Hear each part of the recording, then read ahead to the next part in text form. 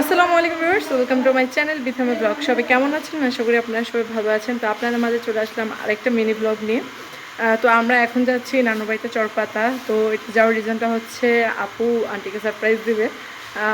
Already আম্মু আর দুইটা আন্টিকে সারপ্রাইজ দেওয়া হয়ে গেছে। যেদিন আপু আসছে ওই দিন আরেকটা আন্টি ছিল, সো উনিও সারপ্রাইজ হয়ে গেছিলো। আর আরেকজনকে অলরেডি দেওয়া হয়ে গেছে। এখন যাব মেজো আন্টিকে সারপ্রাইজ দিতে। উনি আসলে ঢাকায় ছিল, অসুস্থ।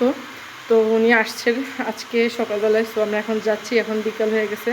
যাওয়ার পর দেখি ওনার রিয়াকশানটা কি। উনি জানেই না যে আপু আসছে, 2 দিন হয়ে গেছে অলমোস্ট। তো এই যে আমরা বের হয়ে যাচ্ছি, আপু শো রেডি হয়ে গেছি, এই যে আম্মু রেডি। তো আমরা এখন বের হবো।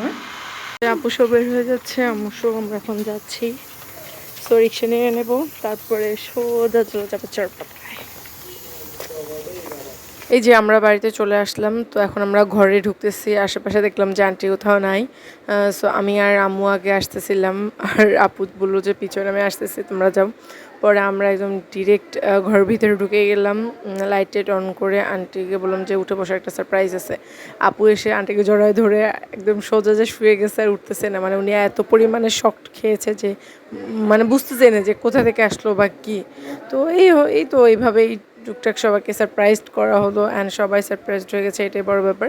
সো ভিউয়ার্স, আমার এই ছোটো ছোটো মিনি ব্লগগুলো আশা করছি আপনাদের কাছে ভালো লাগছে। ভালো লাগলে অবশ্যই যারা আমার ইউটিউব চ্যানেল থেকে দেখছেন তারা প্লিজ চ্যানেলটি সাবস্ক্রাইব করে দিবেন, অ্যান্ড যারা আমার ফেসবুক পেজ থেকে দেখছেন তারা প্লিজ পেজটি ফলো দিয়ে দিবেন, আর লাইক শেয়ার করতে একদম ভুলবেন না।